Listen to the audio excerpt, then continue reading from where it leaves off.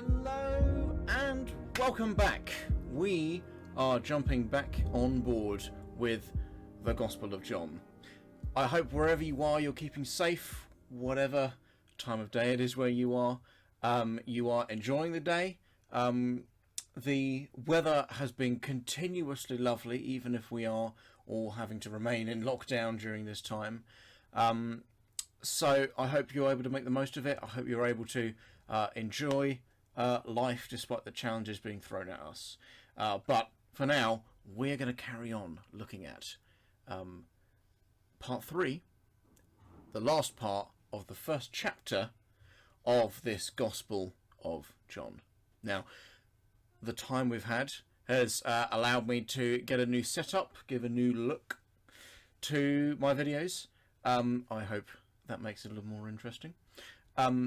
We're going to see how it pans out. This is all a little bit new to me, but we are at part 3. If you have not seen the first 2 videos, I'm going to recommend you go back and find them, give them a watch.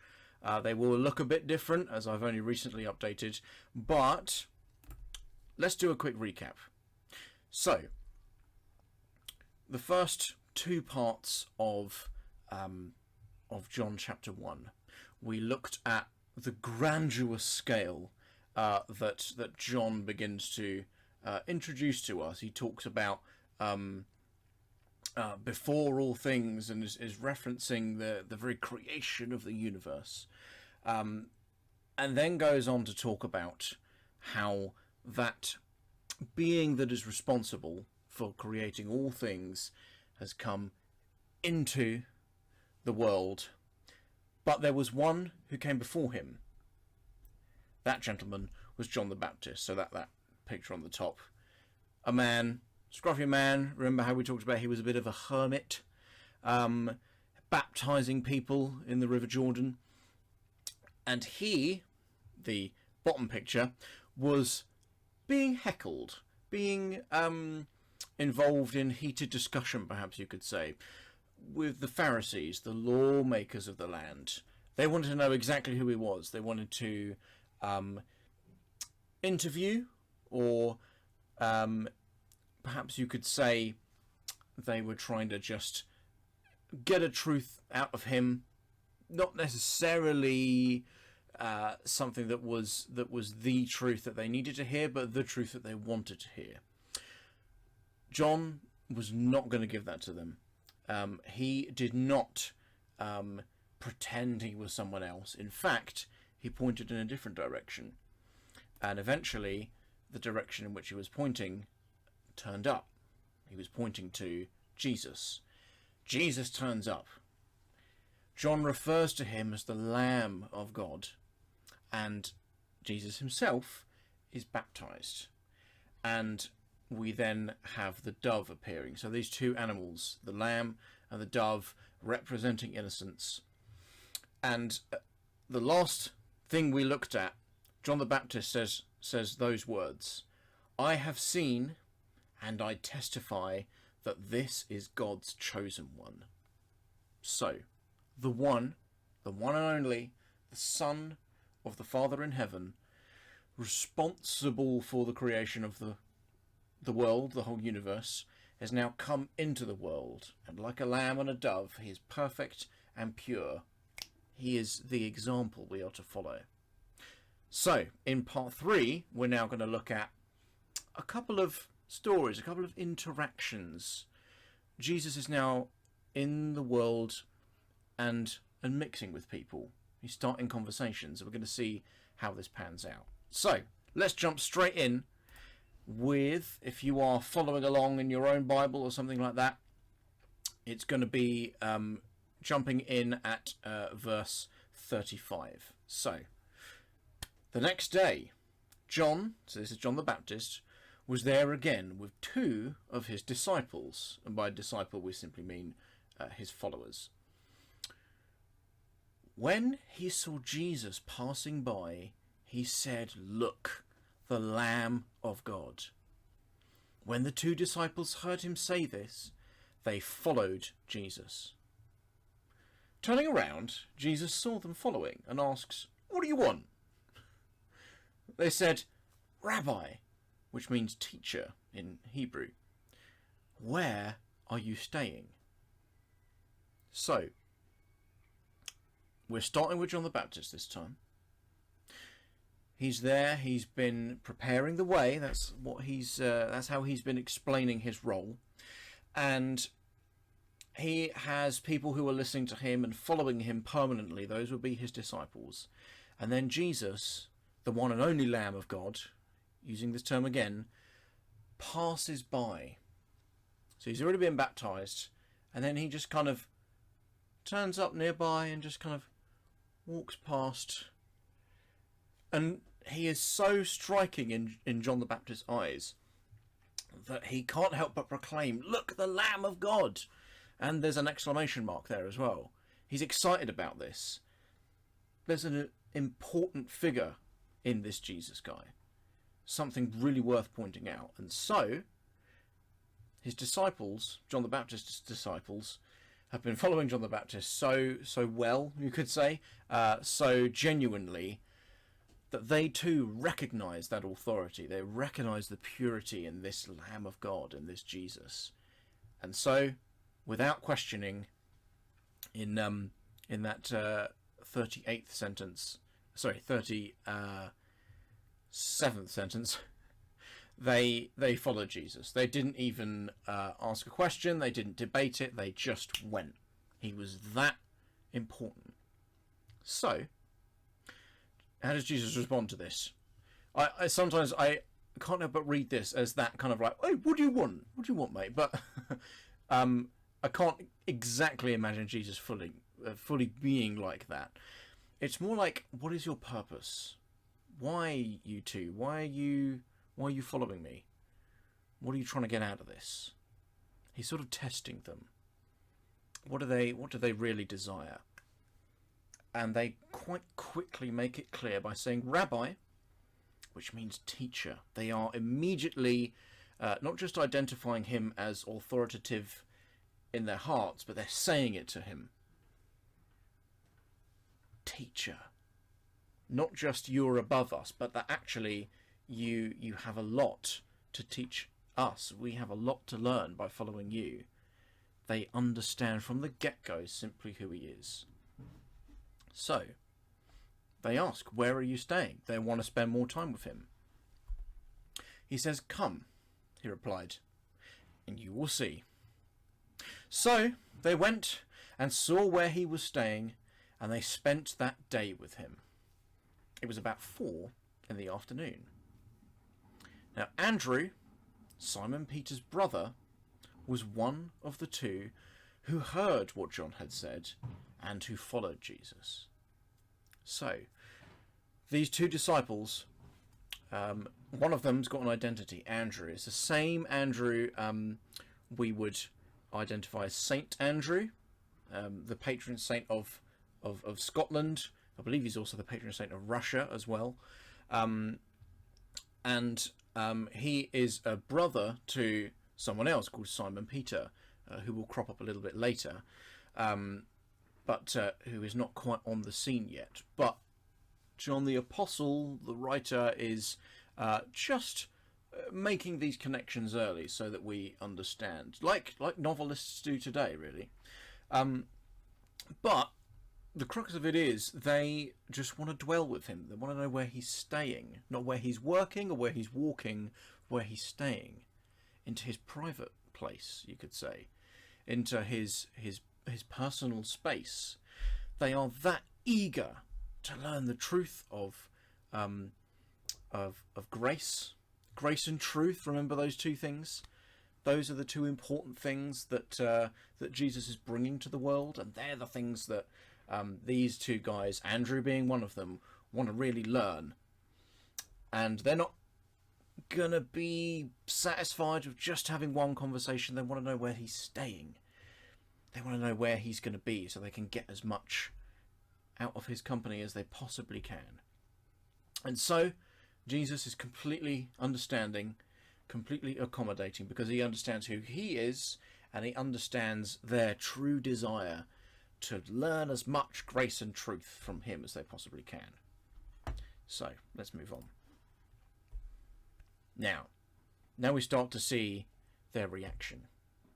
The first thing Andrew did was to find his brother, Simon Peter, and tell him, "We have found the Messiah," that is, the Christ. They're two titles that mean very, very similar things, but they are this promised chosen one prophesied through the Old Testament. And so, verse 42, and he brought him to Jesus. Jesus looked at him and said, "You are Simon, son of John," different John. "You will be called Cephas," which is the Aramaic word, which when translated is Peter. Now, something to note, really important here. We all have a name. All our names have meanings. But in our modern society, those meanings don't really mean anything to us day to day. But back in those days, it was a very different world. Your name meant a lot about you. The closest thing I can possibly think of is, if you're a fan of a Western, something like that, the Native American folk would, and I'm sure they certainly still do this actually, they choose their names, and for them it's actually their name changes at different points in their life, depending on very important, crucial things that have happened, things that make their identity. Similar kind of idea. We don't really have that in England or in the West in general, I would say. We usually pick names because they sound nice, but back then a name meant something. It was a word. It had a deep understanding behind it. And Jesus gives Simon a new identity. He calls him Peter, which is the Greek term for stone or rock. Something steadfast, something that is a foundation, something that is hard to move. And as this book unfolds, we begin to see sort of why that is, and the challenge to Peter having that new identity. Andrew is actually a word that means manly, like very masculine. I don't know why that might be relevant, but Jesus makes a point for Peter that he's specifically changing this guy's name. He's giving him a new identity. And being a Christian, being a follower of Jesus, is very much like that. Now, if you went to a church, you're not given a new name when you decide to believe, but you have a new identity in a different way. You are not bound to the things that you were bound to before. You have a new purpose in life. That's one of the things that John the Apostle, the author, is trying to explain through this. Let's move on. So the next day, so after they've dwelt with Jesus for the whole day previously, Jesus decided to leave for Galilee. And just to put that in perspective, here is a quick Google Map shot of what it's like today. So he's gone from Bethany, where he was before, all the way up to Galilee, and you can see that's 150-ish kilometers. Not an easy walk, and he probably would have walked it. So he's clearly devoting a lot of time to travel, and these people now following him are now making that same devotion themselves. So, back to the text. Finding Philip, a new friend, he said to him, "Follow me." Philip, like Andrew and Peter, was from the town of Bethsaida. Now, Philip found Nathanael and told him, "We have found the one Moses wrote about in the law, and about whom the prophets also wrote, Jesus of Nazareth, the son of Joseph." So, let's pick this apart a bit. What's going on? Jesus, he simply says, "Follow me." That's all he does. Very simple command. All Philip does is go and find another one of his friends and tells him. Can you see there's a pattern unfolding here? Jesus begins to converse with people. He begins to make a mark. And naturally out of that, people just want to tell their friends about Jesus. Sometimes you might see this in Christians. Sometimes you don't. I think sometimes Christians feel a pressure. I think because talk about Jesus feels a bit awkward, especially nowadays. I think, talking about God feels like a dividing issue, and in our sort of, especially in Britain, our sort of polite attitude to conversation, we sort of skirt around those things, don't we? But actually, if it really is this great, if it really is God in the flesh come down to bring true truth and real grace, real love, wouldn't you want to go and tell people about it? Wouldn't you want people on board? You don't see in those two disciples them selfishly just getting all that information just for themselves. They want to share it because they understand how good it is. Good for all people. So, interesting now we have this guy Philip who's talking to his friend Nathaniel. Now, he identifies that yes, this is the one that since Moses, who's writing about in the law, or the Torah, we might know that to be, he's the Messiah. He doesn't use that phrase at the point here, but he's identifying, that one who the prophets were talking about, he's here. And he's Jesus of Nazareth. He's the son of that guy called Joseph. Now, Nathaniel responds to that. Nazareth? Can anything good come from there? Nathaniel asked. Come and see, said Philip. So, when Jesus saw Nathanael approaching, he said of him, Here truly is an Israelite in whom there is no deceit. How do you know me? Nathanael asked. Jesus answered, I saw you while you were still under the fig tree, before Philip called you. Then Nathanael declared, Rabbi, you are the Son of God. You are the King of Israel. Jesus said, You believe because I told you. I saw you under the fig tree. You will see greater things than that.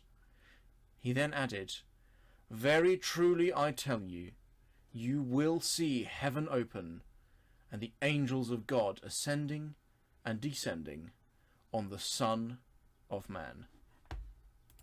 So I hope you enjoyed my my little illustrations of the two characters there. I found that a really interesting conversation. That instantly there's this judgment. Nazareth? What good can come from there? And you think about our local communities, there's always something a bit like that, isn't there? There's always an area, a suburb, a village, a borough that we look down upon. We think, it's just a naff place. Oh, you're from there? Unlucky, mate. We still have these attitudes today. And 2,000 years ago, back in the ancient world, it was exactly like that. Nazareth wasn't seen to be the hip place, the scholarly place. They had an expectation, these people. They had these prophecies. They had this idea that this Messiah was coming. If we look back to that sentence 45, we have found the one Moses wrote about in the law, and about whom the prophets also wrote. This Messiah, this chosen one. And you can sort of familiarise the idea that they're told this very powerful, very important person is going to come, and it turns out it's just some bloke from a rough neighbourhood. A bit anticlimactic. Hence why Nathaniel's reaction is, can anything good come from there? It's utter disbelief. You would expect a great politician maybe, or a scholar, or you would expect as many of them did, a hero, a warrior, a champion who was going to fight against the Roman Empire. And yet here's the son of a carpenter, a lowly position. Nazareth, can anything good come from there? And yet he didn't realise he was talking about the very source of goodness, the one who created the world and all that's good and moral within it. And yet it's interesting that despite this disbelief, Jesus says about Nathanael, "Here truly is an Israelite in whom there is no deceit." Now, I'm not fully sure exactly why Jesus uses that terminology, but perhaps it's because, well, Nathanael didn't cover anything up. He was very blunt, he was very forward, and to an extent you could say he was being very honest about what he was thinking. But I think more poignantly, the fact of the matter, let's just go back a bit. Philip does finish there. He responds to his friend Nathanael and says, "Come and see." So clearly, despite his disbelief, Nathanael would have got up and found this Jesus. And so when Jesus, with that supernatural ability that only God can have, looks into Nathanael's life and says, "Here is someone with no deceit." Okay, there's still some disbelief. He's hanging on there. "How do you know me?" You can almost imagine him saying, like, "How dare you pretend that you know me?" We don't know that for sure, but it kind of feels like you would naturally react like that if someone you've never met before starts talking about you personally, as if they can read your thoughts, read your heart. And yet Jesus continues to use this supernatural gift that God has invested in him. "I saw you while you were still under the fig tree before Philip called you," so some way away. And at that point, Nathanael realises, crikey, this guy, he's able to see things, specifically a fig tree. He was able to identify where I was sitting at a specific time, but he can't have seen that with his own eyes. This must be something more profound. Therefore, he very quickly turns around and says, "You are the Son of God. You are the King of Israel." So, we've seen that there are some who, simply being told, "That guy over there is the Lamb of God," that is enough for them to go and follow Jesus. Then we see actually there are some other people who need a bit more convincing. What can we learn from that? I'm going to suggest a couple of things. Firstly, you may approach Jesus, you may approach the Bible with doubt. That's allowed. Nathanael did. But what did he do right? He carried on. Philip said, "No, come and see. Your disbelief won't get you anywhere. Just look, give it a go. Come along." He still carries some disbelief with him, but eventually when interacting with Jesus, he realizes the supernatural power. He realizes the authority, not just as a human being, but that this man is God, that this man possesses something that can only come from heaven, because that's where he's come from. He has descended into the form of a fleshly man, but actually his origin is with God. He realizes that only when getting involved, having that conversation, asking questions. That's the key. The second thing, I think, an encouragement for Christians, maybe there are people you are trying to reach out to. Maybe there are people who are really interested already. Maybe there are people who are a little bit interested but still filled with a lot of skepticism. Keep giving those invitations. Keep encouraging those questions. And that's what I want to do through these videos. In comments, in chat rooms, keep questions coming. No matter how filled with skepticism a question might be, it's still valid. It's still good to question.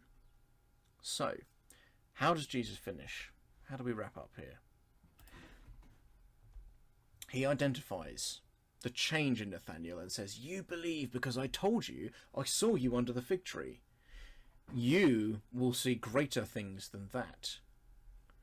So he is assuring him that actually if you continue this, if you don't just write me off, you'll see more important things than me just being able to know where you were at a certain time earlier today. He then added, very truly I tell you, you will see heaven open and the angels of God ascending and descending on the Son of Man. Now, part of that is in quotation marks. You will see heaven open and angels of God ascending and descending on the Son of Man. Now, that's because that is a direct quotation from much earlier in the Bible, in Genesis, in fact. Genesis chapter 28. I won't go into a deep study of that in of itself. I'll just give a brief overview that it was taken from a dream that a man called Jacob had. You may be familiar with Abraham, Isaac and Jacob, the sometimes referred to as the patriarchs. They are sort of the fathers of the Jewish people, the Jewish race. And it is through them that the nation of Israel, we call it, all the Jewish people are established. It is their bloodline.